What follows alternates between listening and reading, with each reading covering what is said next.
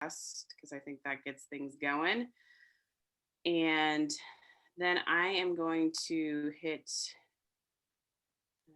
record. Oh, it's already recording. Okay. All right. Okay. So I'm going to kick us off. I just want to welcome everyone to Invest in Her's first industry insight event. My name is Sam Hartzman. I'm a co-founder of Invest in Her. We created this event or this series of events to really dig a little bit deeper into different areas of the entrepreneurial landscape, and leaning on our network of experts and resources to talk a little bit more about these emerging trends and topics, and what tools and tips are there for our entrepreneurs. This edition is focused on food and beverage, so we're really excited to talk to our esteemed panel who are doing wonderful things in that space, who can share more about that later on in the discussion. The program for tonight, so I'm going to give a quick overview of what Invest in Her, what we're all about and sort of our history.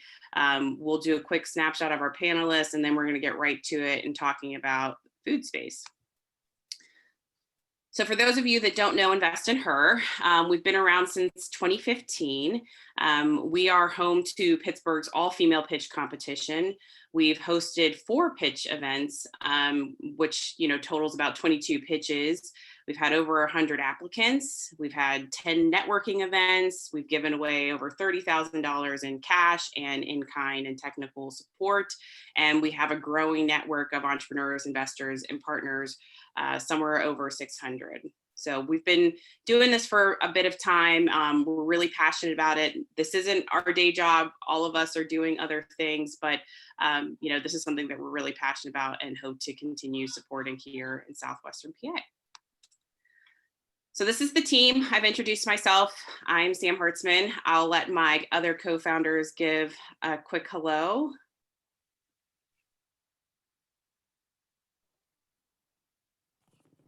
Hi, hello, everyone. Oh, go ahead, Elise. Of course I would have. No, hello. I was in the background.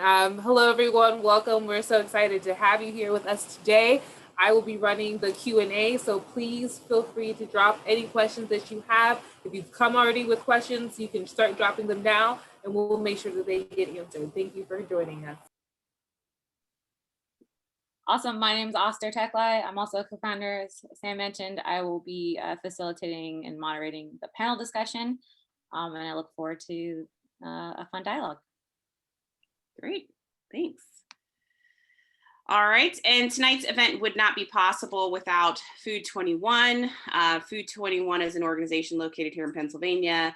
They are dedicated to expanding the breadth and depth of the regional food and agricultural economy through market-driven solutions and strategies. Food 21 is a catalyst for developing new methods and organizing resources in order to achieve the mission of growing the regional food economy consistent with our stated values and ideas. Food 21 also facilitates a number of food-related enterprises and ventures, one of which is the Pittsburgh Food and Beverage Network, which one of our panelists will be talking about a little bit later today. So let's get right into it. These are our panelists tonight. We have Claren Healy, Senior Business Solutions Officer for the URA, Jamie Moore, Director of Sourcing and Sustainability with Eaton Park Hospitality Group, Thais Brooks, Founding Creative Director of Brooks Branding LLC, and last but not least, Tammy Thompson, Executive Director, Catapult Pittsburgh. So I'm going to pass it over to Oster to get us started with the discussion. All right, thank you, Sam.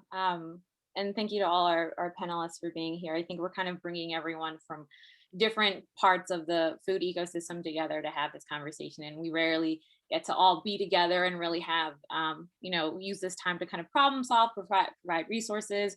So it's very go with the flow. This is where you can be as candid as possible because folks really want to learn and get real resources. And we always want to make sure from our webinars, folks are learning things and taking things away from these panels. So I'm going to actually start off with Jamie. You've been in the food industry for quite some time. And during COVID, there's been a lot of folks starting that venture into entrepreneurship, and specifically folks that are looking to perhaps get into a big box retailer or distribution of some kind. If how do you start that process? If there's an entrepreneur right now that makes a particular product and they want to be, work with Eaton Park or say Giant Eagle or a large manufacturer, large big box store, how do you start that process? And what resources and what should your team look like? Sure. So again, maybe a lot of people don't know, but Eaton Park Hospitality Group is also the parent company of Parkhurst Dining. Parkhurst Dining does colleges and businesses throughout. We do college food service and business food service. Obviously, business food service right now is halted. A lot of corporations are not back into their office, so obviously we're not doing food service there, but many of our colleges, actually all 39 of them, have opened. Maybe not 100%, but they're open. So a lot of what Parkhurst does is we go from Maine over to Chicago, south to Indianapolis, and then south also to Virginia. So if you can put a square around that, that's sort of our geography. And I work with a lot of small makers on helping them advance into that space. And that space may be making salsa or making jellies and jams or looking at whatever you may end up doing. Anytime that you're looking to resell a product, you've got to get that product vetted by some other third party. And that some other third party may be a institution within not our four walls, but a higher ed institution like Cornell University or Penn State University. So if you're processing something that may need to have a shelf life on it, those are requirements that you may have to go through a land grant institution to be able to get, maybe not always land grant. There are some other organizations out there that will also do the process verification for your food. So it is, there are steps that you need to go through to be able to resell that product to us. So if we're putting a price tag on that product and we're reselling it, you need to get the FDA involved. So there are hurdles depending on what avenue you might go. If you're selling something to us that we're not reselling, then I don't need to get the FDA involved, but you probably need to get the Pennsylvania Department of Agriculture involved. So it just depends on your level of what product you might be producing to what direction you may need to go. A few different organizations out there, and I'm part of the Northeast Center for Advancing Food Safety, which is out of the University of Vermont. They've got a sort of like a step-by-step process that will take you through the things that you need to do to advance into that food space, depending on if you're selling or reselling or whatever direction you may end up going. So it will basically take you down this path and then click here and fill out this information, click here if you want to do this. So I can certainly find it and share it with the group and then get it out to you if anyone is in that maker space. Thank you. And any of the resources that are, we talk about today, we definitely will be sending out via our next newsletter. So folks will have that information on hand as well. I can put it in the chat if I can find it. I'll start looking. Thank you. Speaking of which, Tammy, I think this is a good segue into how makers and folks in our region might be able to utilize some resources that are local to maybe get to that big box retailer or storefront. So if you can, I think you have some news that you might want to share with us. I do. Can you tell I'm like bursting at the seams? I'm so excited. So my name is Tammy. I'm the executive director of Catapult Greater Pittsburgh. And our mission is really rooted in creating economic justice opportunities for primarily Black citizens of Allegheny County.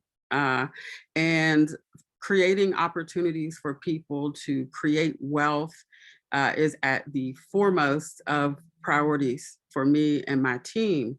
And we do that through many, many different programs. But the one I think we're going to talk about tonight is really specific to entrepreneurship. and even more specifically, entrepreneurship from a food-based development plan. So entrepreneurs who are interested in developing either food-based products or developing opportunities to be a restaurateur or a caterer or to have a food truck or anything that is food related. We have developed an extension of our Catapult Startup to Storefront program, which has been amazing, giving new entrepreneurs and entrepreneurs who want to expand in the retail environment. And we've expanded that into food-based businesses.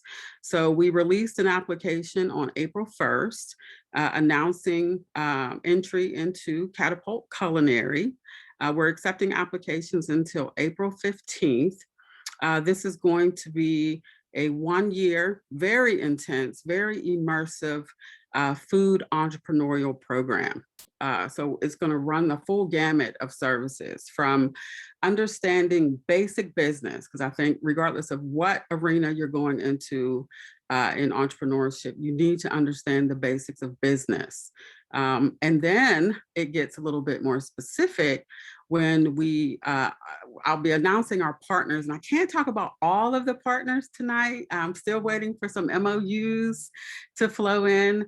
But the list of partners that we have for this has been about a year, a little over a year in the making. We've been very intent on making sure that we are offering the right programming with the right partners. And I think we have a really amazing mix of partners that people are going to be really impressed by.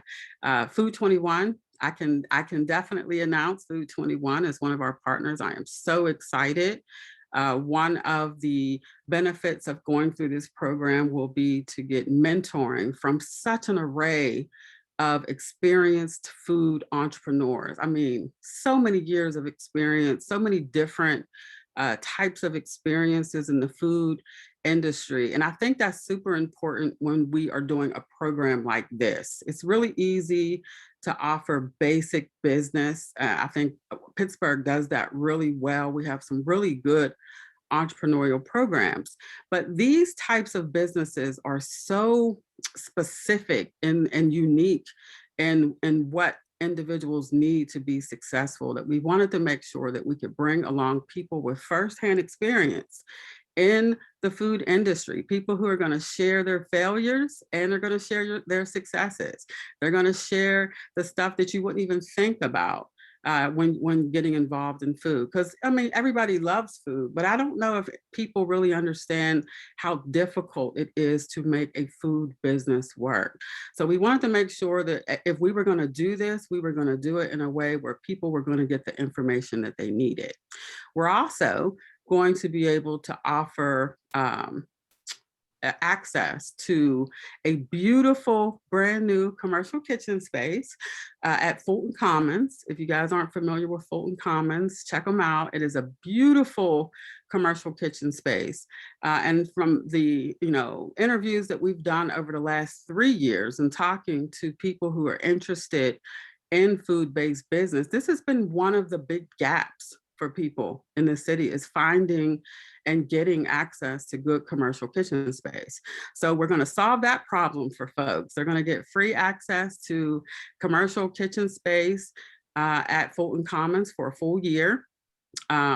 We are getting really good food-based curriculum from the folks at La Dorita. If you're familiar with the folks at La Dorita, they've been in the food business for a long time. They have a lot of information and wisdom and expertise to share. They are a full partner. From the business basic side, we're going to partner with the University of Pittsburgh's Power to Prosper program, which I'm really excited about. I already mentioned Food 21. I'm not going to mention the other partner who we are just holding on for their agreement to come back, but it is a major food retailer. I'll just say that. Major food retailer. So folks who are going through the program will have an opportunity to get their food on shelves in a major retail market. They will have access to demo kiosks and some other really cool opportunities that a lot of our folks would not have access to, right? They're going to get a chance to break into a market that they just haven't had access to. Community kitchen is going to be a partner. Food packing has been a big challenge for a lot of food-based businesses. It's extremely expensive to pack food. Most of the food packers require there to be a minimum packing order, which is pretty big. And most businesses who are just getting started in this space, they don't have the money to pack that minimum. And so Community Kitchen is offering food packing services with no minimum, which is amazing for brand new entrepreneurs. So we're really happy to have them as a partner. This program, I believe, and I'm just going to say it, I think is going to be a game changer for the city of Pittsburgh and in the county. Food has been, I love food, who doesn't, right? I know that we have some extremely talented, skilled food preparers and food artists in our communities, but a lot of them have been working in underground environments, right? They're selling dinners out of their kitchen, they're delivering meals in their cars, they're doing pop-ups, which are absolutely amazing. But we want to be able to give these folks with these great skills and talents an opportunity to reach more people, to get into the mainstream, to get access to the dollars that are going to be funneling. I mean, guys, I don't know if anybody understands. I've been really thinking about this since last year. The food and beverage industry has been decimated by COVID. There's going to be a lot of money spread out to bring these industries back.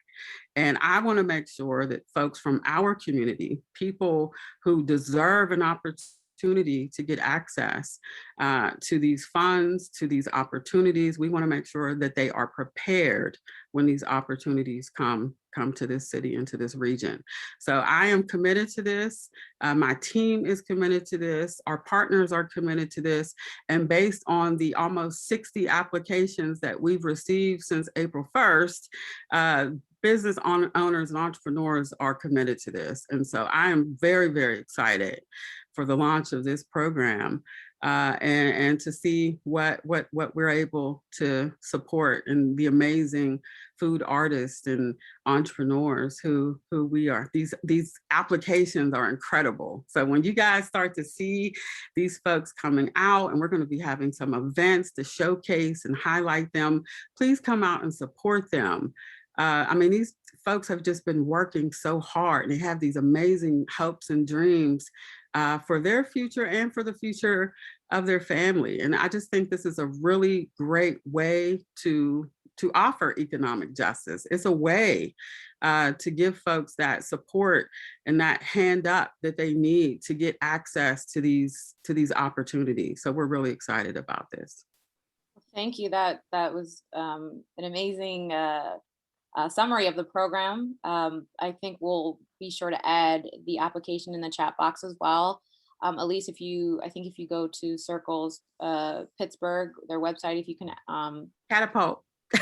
Sorry, Catapult Pittsburgh. Sorry, new branding, and you can add that in the chat, and folks can apply. It's still open until April 15th, correct? Tax day. Gotcha. So that you can remember that. And speaking of the food and beverage industry, we have Thais from the Food and Beverage Network, who can, I'd love to hear you explain what that is. I think a lot of folks that may not know what the Food and Beverage Network is and how they can utilize that, especially during COVID, as a food entrepreneur or food business. Absolutely. Thank you so much, Esther, for that handoff. I'm Thais Brooks. I am the founding creative director of Brooks Branding LLC, which is an industry asset for the reason that I started the company, because I noticed that there were a lot of businesses, especially and specifically in the food space, that were generational businesses that millennials aren't willing to take over. And these businesses have been operating under these parents and grandparents who are growing to be older, and they need assistance and they need help and they need guidance with digitizing their business systems and things of that nature. Through that work, I was able to start to work with Joe Butte, who helped to found the Food 21 organization. And that is the parent company for which the Food and Beverage Network exists under. The Food and Beverage Network is another sect of Food 21, and it helps us to bridge the gap in food service specifically. So what Food 21 does is it essentially provides an umbrella that covers an entire group of people specific to this area. We're talking like Allegheny County and surrounding counties to assist with things like food insecurity. And if you're not familiar with what food insecurity is, it's the fact that you may not have a grocery store within walkable, drivable, or bus line distance. That means that certain neighborhoods like the Hill District or in Homewood, they have access to absolutely no fresh produce. And in those environments, there aren't very many restaurants or bars that provide fresh produce and meals that provide nutritional value. So to kind of boil all of the things that Food 21 does into a very small and easily digestible thing, it's to make sure that everybody has the food that they deserve on the tables that they pull their chairs up to every single day.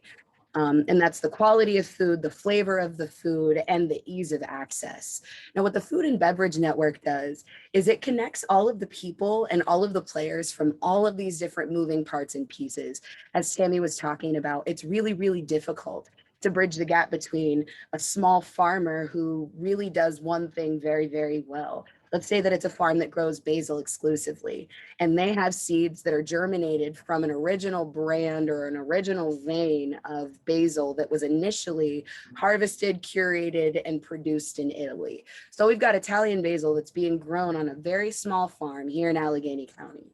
And those folks don't have the knowledge, the know-how, or the ability, or even the finances sometimes to be able to get that fresh basil into the restaurants that should be serving it. So to bridge the gap between the farm to table movement is such a huge thing. When you're talking about things like supply chain management, when you're talking about things like distribution centers, when you're talking about things like making it accessible for people to break through what I call gatekeeping, and I think it's a widely used industry term, there's a lot of gatekeeping that happens to prevent people specifically from being able to access people like CEOs and presidents and the real decision makers in these organizations and in these large groups, these restaurant groups. If you want to sell your basil to Big Burrito, sometimes you have to go through hoop after hoop after hoop and over hurdle after hurdle after hurdle. It doesn't matter whether your product is the best sometimes. It doesn't matter whether you have a cult following at carnivals and fairs. And what Food 21 does is it connects the people who are in the power to make the decisions with the people who have the products that they need, and they fill in the gaps in between. So the Food and Beverage Network works with everyone from chefs to myself, who, after working in food service for 14 years, I'm an assistant general manager at the Pennsylvania Brewing Company. So I help to run the restaurant, but I also do all of these branding and social media management things behind the scenes to assist other people where there is a need to be able to put their products at the forefront. So I kind of cover the end caps in just my personal career. But what Food 21 does is that exact same thing, but on a much larger scale. And I think that we calculated it between the senior advisors and all of the chairs and co-chairs and the president. We've got almost 250 years worth of food service experience, whether it is in the production facility vein of food service, whether it is in the hiring and the business systems and putting those things together, or it's people who have actually been on the ground floor, managing the restaurant, waiting the tables, tending the bars. So between all of us, we have such a multitude of experience and such a wide range of experiences that there's a multitude of questions that we can help people to answer and tactics that we can help them to employ when they're in the pursuit of either higher learning or better business. And how would one become a part of the Food and Beverage Network or get in contact with Food 21 to take advantage of these resources? Well, as it stands, I am the Food and Beverage Network Services Coordinator. So I will send my information through the chat so that people can reach out to me directly. And that information, along with maybe some more questions that we might have for you, will either get filtered through myself or Rick Tyrion, who helps us to manage the internal systems of the Food and Beverage Network. And then we can start to connect you with the resources that are the most important to you, your brand, and what you would like to do. So I'll make sure that everyone has my contact information. Typically, you would need a recommendation of some sort, but since we're all here, I definitely think that that's not an absolute necessity. So if we are relevant, then by all means, feel free to reach out to me anytime, and we can get some things in motion for you. And folks, attendees, feel free to put your questions in the chat and the Q&A as well, and we'll be sure to have those answered as well. Thais, you also mentioned that you do, you're heavily involved in the marketing and branding space. What are maybe 1 or 2 tips you can give entrepreneurs who are, that single member entrepreneur that it's running everything, and maybe they have an Instagram or social media or maybe a website? What's something that is, they could be doing, or tips, whether it be software or from just a marketing and branding standpoint, to increase their reach and their presence? Sure. So I think that it's important to understand before you actually take on those kinds of responsibilities yourself, you have to understand that there are professionals who are trained and taught how to do these things. And the best way for you to be able to set yourself up for success, to be able to create graphics that rival the best of them, is to understand the elements in the composition of a design, right? Hierarchy. And hierarchy, which I think we're all familiar with, means the level of importance and due process. Hierarchy means anything from, we read from left to right. So if you want to put a message out there, it might not be a good idea. If you want to say happy Easter, you might not want to put Easter to the left and happy to the right, because then people will read it Easter happy. So hierarchy is very important, and the overall structure and the aesthetics of the brand that you're putting out there and putting together are really important. And you can always feel free to ask people questions. Very often there are going to be designers, especially people like myself, who, even if you're not willing to pay me for what it is that you want done, I can at least provide you with advice and help you to kind of target your approach specific to what your direction is. Tools and resources like Canva they're invaluable. There's no way to put a number value on how Canva is so helpful. And Canva is canva.com. That has designer created templates that you can utilize to add Instagram stories and Instagram images. You can create restaurant menus, LinkedIn banners, everything that you will need is right there in Canva, with a tool that'll essentially help you to fill in the gaps between what my knowledge is and the education that I got to specifically be able to do these things, and being kind of someone who isn't, that would be a layman, so to speak, someone that isn't super well versed in design. That would absolutely be helpful to use Canva to your benefit. And anything else, I'm here and I'm open to answer questions, especially to those that are here right now, and anyone that is interested in partnering with Food 21 and the Food and Beverage Network. I'm always open to questions and advice and all of those good things. So I think those are all really, really important. Lean into your Instagram audience and interact with people who are in the same space as you.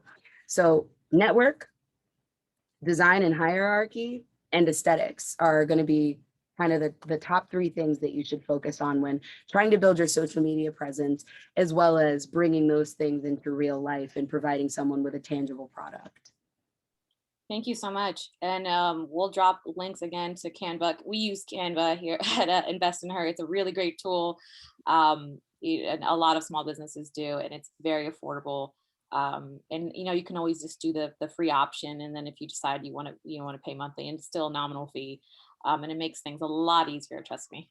Now, say you're an established business and you are now looking for your first storefront, and you are in Pittsburgh, and you kind of, you're looking for a space that will accommodate your business, and you kind of don't know where to start. So I want to hand that over to Claren Healy, who can kind of explain things to look for when you're looking for a storefront specifically for a food business, things to keep in mind, and some tips and tricks when viewing spaces. Thanks, Austin. My name's Claren Healy. I'm a Senior Business Solutions Officer with Urban Redevelopment Authority of Pittsburgh. I'm also a Realtor with Keller Williams in Bethel Park. So I've been with the URA for 23 years and coming up this June, and I've been a Realtor for 31 years. So I've had a lot of experience dealing with people who are looking for space. But in my most recent capacity at the URA, I'm working specifically with businesses who want to obtain space. And one of the things I'm noticing is a trend is that even though it's COVID and a lot of people have gone out of business, that also means there's a lot of opportunity for new businesses to take those places and empty spots, that to reactivate our business corridors. So if you're looking for a restaurant space, a lot of the time that I see people want to get started in a business, or they have an idea, but they don't really know where to begin. So I would recommend that they contact the URA to go through our business solutions team. We would do a consultation with them, find out exactly what they need in the form of like how many square feet are they looking for? Do they have any parameters for the space? Like what does it have to have a loading dock? Are they looking for just a kitchen to be a hub? I get a lot of requests for people who want to use, maybe they have a food truck and they need to have a hub for, or a warehouse space to cook the food. And the community kitchen idea is something that's been, I'd say in the last 3 years, I've had a real uptick in people asking me, where can I start my catering business, or how do I get started? So these are all questions that we get every day, and we work with Pitt, and we work with Duquesne, and also Chatham, and we have like technical assistants that we can help people find their way through these hurdles. One of them is to get a business plan, to do their restaurant or what they want to do as far as creating food. The second place then where I come in is helping them find an actual space, and it can be difficult. Like most people do not have a lot of money when they're starting out. They probably don't want to get into a brick and mortar business initially. And most businesses that I see fail probably in the first year. So they don't want to take on a lot of debt like that. But with the URA lending tools that we have, and my knowledge as a realtor helping them find spaces, that can be through a lot of different ways. It can be through the multi-list, the West Penn multi-list, which is I'm a member. It can also be through the commercial real estate side, which would be CoStar. All the commercial realtors belong to CoStar, and you can do a search through CoStar to find either a leasable space or somewhere to purchase within your price range. You can put in, search parameters by price, and you can search by square footage in an area. So anywhere they want to go, I basically would help them pick out an area and start looking in those parameters. We also have properties that are owned by URA and the city of Pittsburgh. It's a little more difficult to get into, working with those kind of properties because typically they are not for lease, and you're going through a disposition process if you buy something through the URA. But for city properties, there's like a tax delinquent sale where you would acquire the property through that process. And it's been running like, I'm going to say 1 to 2 years tops to get possession of those properties if you're trying to buy them. So most people that I've been talking to seem to want to start out leasing, look for a small square footage to start with, something that's affordable, somewhere where they can, do their catering business or have a restaurant. And with COVID, because things have changed, we're not allowed to have the indoor seating. Now it's starting to come back where people can have a certain percentage of the, seated restaurants, patrons. But for now, I think it's become either like food truck driven or takeout driven. And just like going through this whole process, I'm listening with interest of the other panelists who discussed just going through that process to get something to market. It sounds very complicated. So that's why URA tries to help. We try to help take some of the mystery out of, finding a space or getting a business plan, or, just basically working with us to get lending and funding. But that's basically what I do. And it's very rewarding for me because I work with a lot of clients who, this is their whole life. They've been in a restaurant business their whole life, and we really want to help them succeed and build generational wealth. So that's very satisfying for me to help work with those types of clients. But if you have any other questions, please let me know. Yeah, we do have one in the chat. The question is, does the URA provide utility history for commercial spaces that they own? We could probably get that. I mean, I know that in our former real estate department, we did pay utilities on properties, but a lot of our properties are vacant. So I don't know that that's really going to be an accurate assessment. So, I could get a utility history, but I don't really know if that's going to be, what it's going to be once you're in there and operational. But I'm sure it's something that we could take a look at. Great. And we also have another note. It says that Food 21 is working to establish a search engine for vacant restaurants and food service spaces in Allegheny County that will be publishing this data by the end of April for folks who are interested in. So I think that's a really good resource that, folks are leaning into that, and the resources with URA. We can, whether it be lending tools or Claire, I believe, some of the things that you do with your clients through your consultation, say you go, I think you go and actually view the space with the client at times. What type of advice and support do you provide in that type of conversation? Obviously, when you're dealing with food, as Jamie had said earlier, you're dealing with the health department. You're dealing with, guidelines because you're dealing with food. So you have to make sure that it's safe and handled safely. One of the biggest hurdles to people opening a restaurant or even doing catering is to find a kitchen to cook in, obviously. So a lot of places don't even have a hood. It's called an Ansel hood system. And that helps the restaurant be able to fry foods or, cook with a ventilation system. And it also offers fire protection if something would happen, like a grease fire, that it would automatically go out. There's a system in there that is fire retardant, and it sprays on the stove top. So to do that system, it can be a hurdle for someone just starting a restaurant because they have to go through the city of Pittsburgh to get a permit. They also have to spend money to design the hood. The hood fits over whatever size stove that you have. And it costs a lot of money. You can spend anywhere from like $10,000 up to $50,000, depending on what type of restaurant you have. But it's something that it limits a lot of people. So if we have, these kitchen spaces, like I'm really happy that I'm working on the Center Hellman project right now, where we're helping people do that. But there's actually that space there now that has a kitchen where people can cook food and use the space.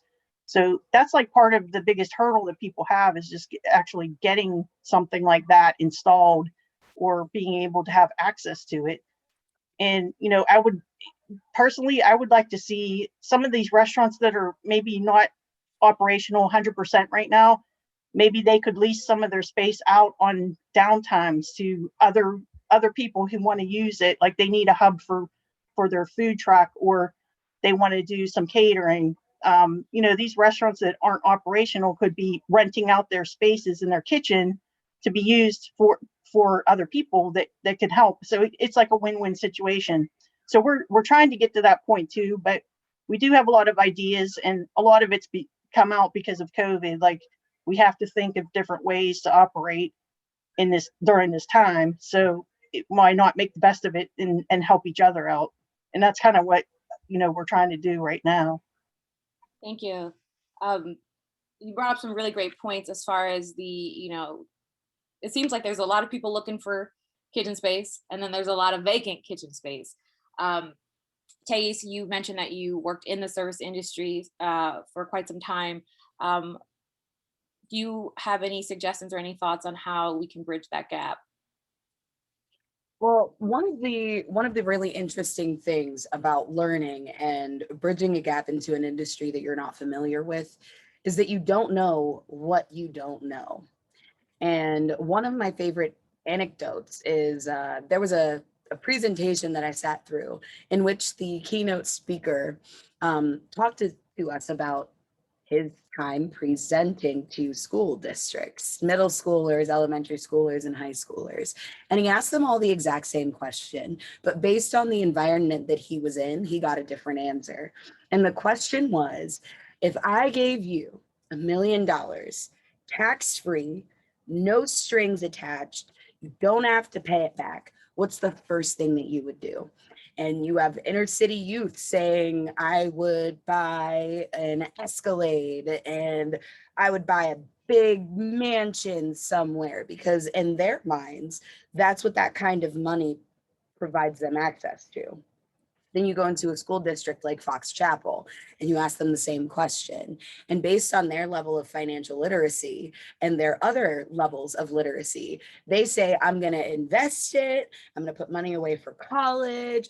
I'm going to do this. So it's the same concept when you apply that kind of ideal to this situation. Is if you don't know anything about this industry, if you don't know enough about this industry, you're going to say, okay, well, I got this grant. What am I going to spend the money on? And I think one of the really important things that Food 21 and the Food and Beverage Network does, as I mentioned before, no question is a stupid question. If you say, this is what I've got so far, this is what I'm capable of, this is what I've been working on, you can bring that to us and say, okay, where do I go next? What is the next step? That's the way you do it. Because there is no one size fits all sort of process for these kinds of things. If you want a restaurant, your process is going to be vastly different than someone that wants to get their salsa, like Jamie said, on the shelves of Giant Eagle. If you have a food truck and you want to convert that into an upscale catering business, that's a much different process than someone who has been catering and wants to get a restaurant. So there really isn't a one size fits all answer or process for this particular issue.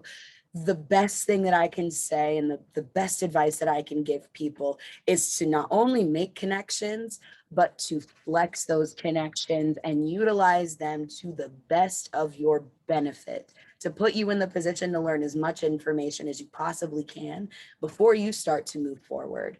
And leaning on people like the panelists here, and leaning on people who are members and senior advisors and board chairs in places like Catapult Culinary and the Food and Beverage Network and Food 21 is definitely going to help people to bridge the gap between where they are now and where they would like to be.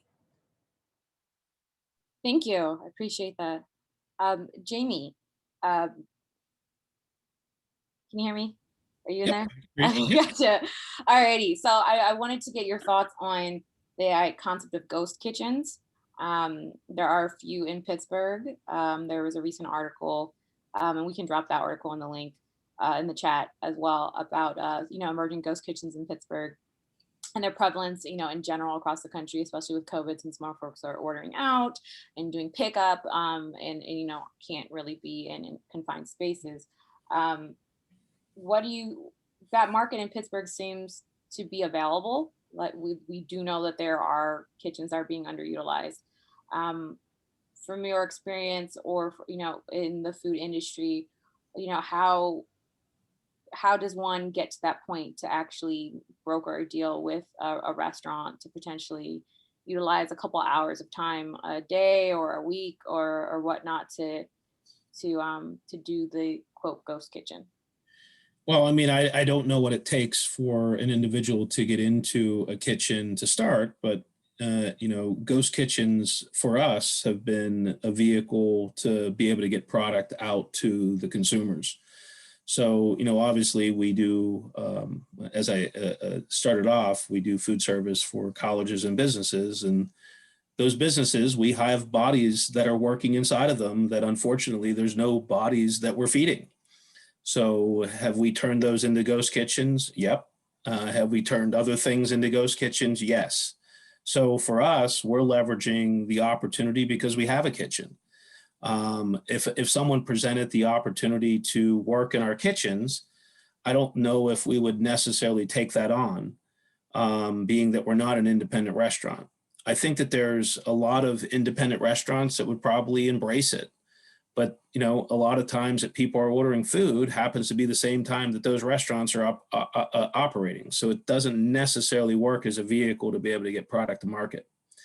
So, a lot of people that I'm starting to see are working out of the incubator kitchens like Fulton, what do we talk about? The Fulton Commons and incubator kitchens like that. I travel quite extensively, and I've been traveling a ton during COVID. And believe it or not, and the things that I'm witnessing and seeing are a lot of these kitchens that are, your staff happens to be maybe mentally challenged, or they're maybe coming out of incarceration. So, I'm in upstate New York, and I'm in Hudson Valley, and I was in Boston a few weeks ago. I've run into 3 or 4 of these different kitchens now that are run by ARC. And I'm not sure what ARC stands for, and I should probably know, ARC.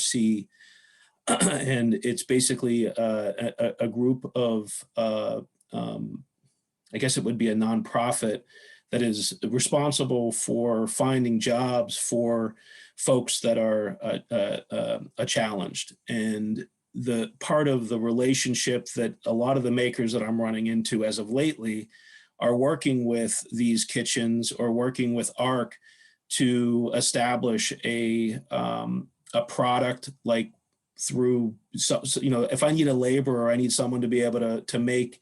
There's a nut milk company that I ended up meeting called Eden Skew, and she is up in the Kingston, New York, and she's utilizing ARC as her labor source. Her labor source and her space is rented. Her rental space is $200 a month. If you go to Fulton, or if you go to anyone here in the city of Pittsburgh, you're looking at $600 to $800 a month. So, just to get understanding, we talk about, the scale or the cost associated with starting a small business. When you have, and you're capable of utilizing another labor source, and you can get away with doing a $200 a month fee, it's pretty attractive. And I was in some spaces that, there's no occupancy, and they are totally booked, and they're totally booked because people can't afford to pay $600 to $800 a month to be able to get into a space when they can leap and do $200 a month. So there's some really interesting things that I'm seeing around the country that are happening. Pittsburgh's a little behind on it. Pittsburgh's been behind on incubator kitchens probably for 10 years. I've been visiting spaces in LA and New York and all over where we are lagging way behind. So there's some cool stuff that's happening outside of the country, and we're starting to witness it here, but it's a slow trickle, if that. Thank you. Thank you for your insight. We're just going to do a few more questions and wrap it up for folks this evening. Tammy, this question is for you. One, where did you get that background? It is very pretty. I made it with my hands. You're winning for best background, Claire, and you're in a close second. I thought it was virtual. That's great.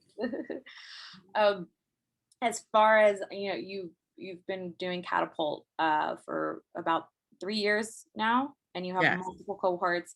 Can you speak to the other 2 programs that you have? I know this panel is about food businesses, but it is also about businesses.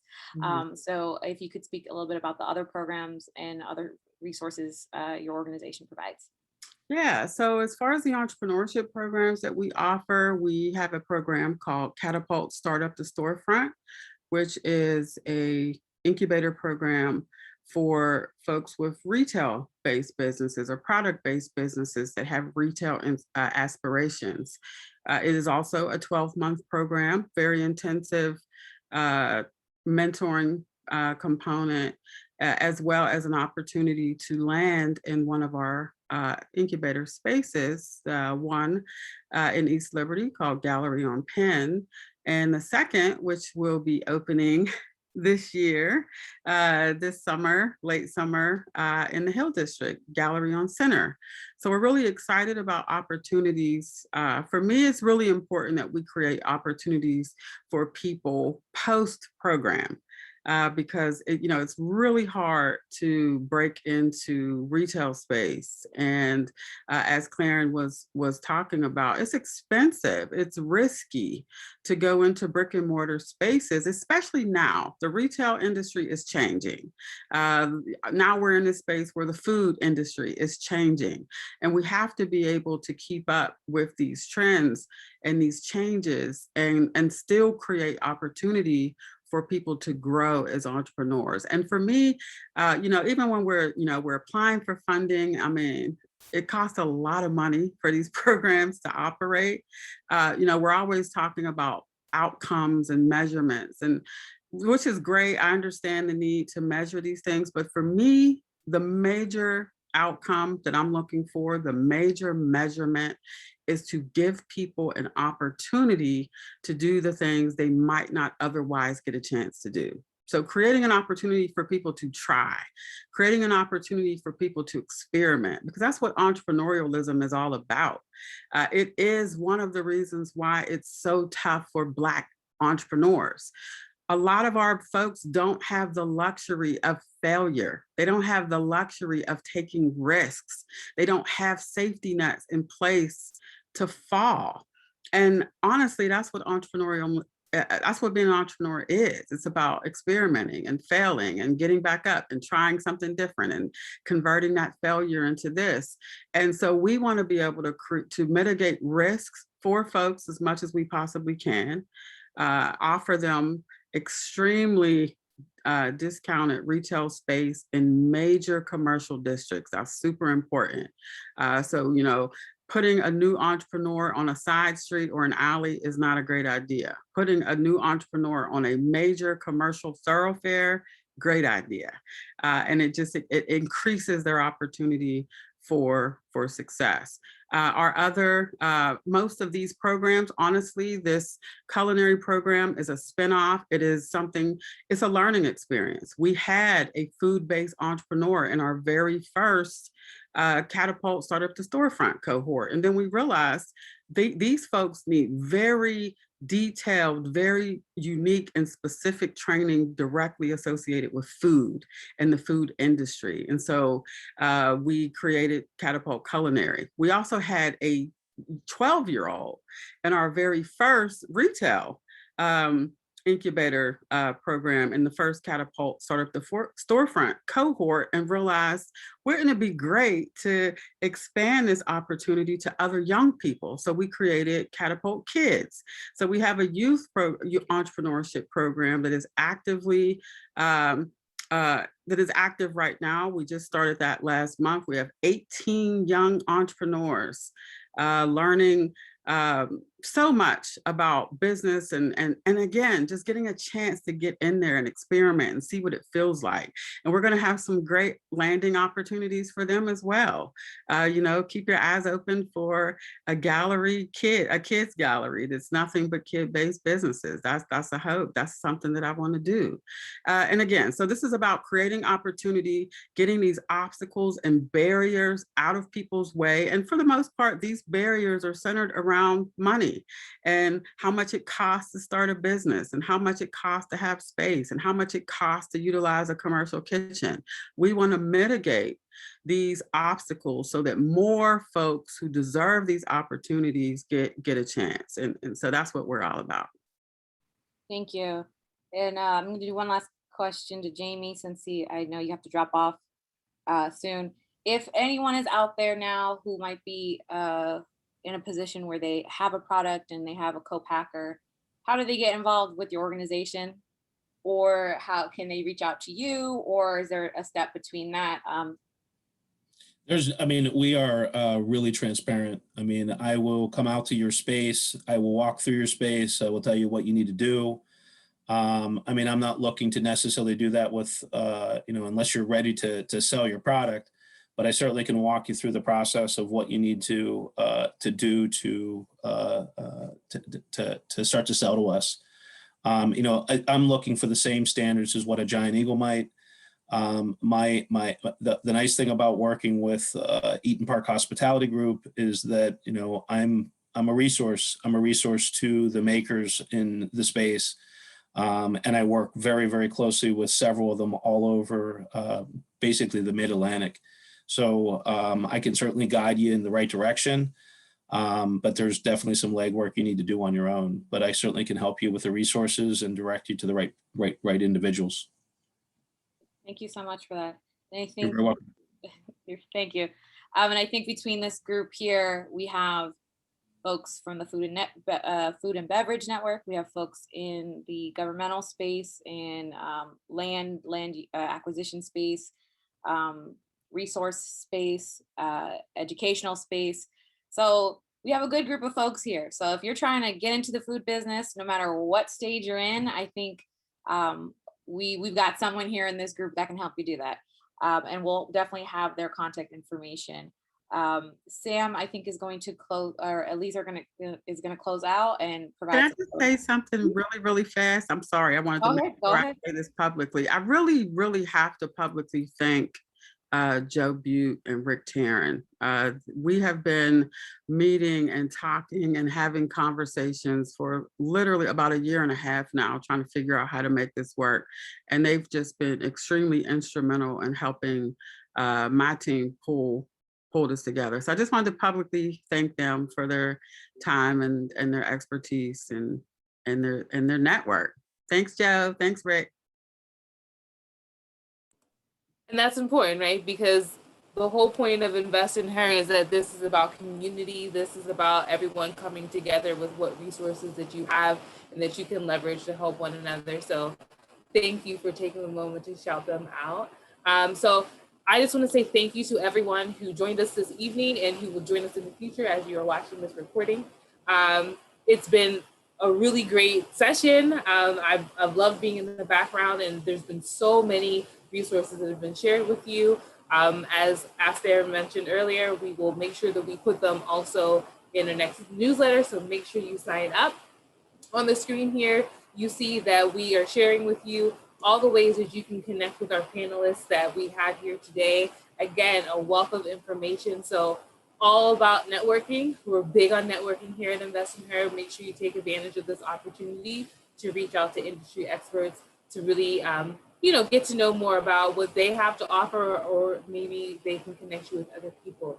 I want to thank our sponsor, Food 21, for sponsoring this event for us this evening and allowing us to come together again to have this great session. I want to thank our panelists, Jamie, Tammy, Thais, and Claren, for all of your knowledge that you were so helpful and willing to share with us today. I want to thank my co-founders, Sam and Aster, for helping to put this together.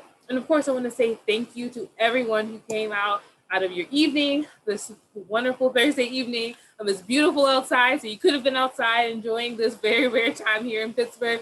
So I want to say thank you for joining us here this evening. And with that, we will close. And I just want to say have a wonderful evening and look out for our next Industry Insights. Bye. Thanks.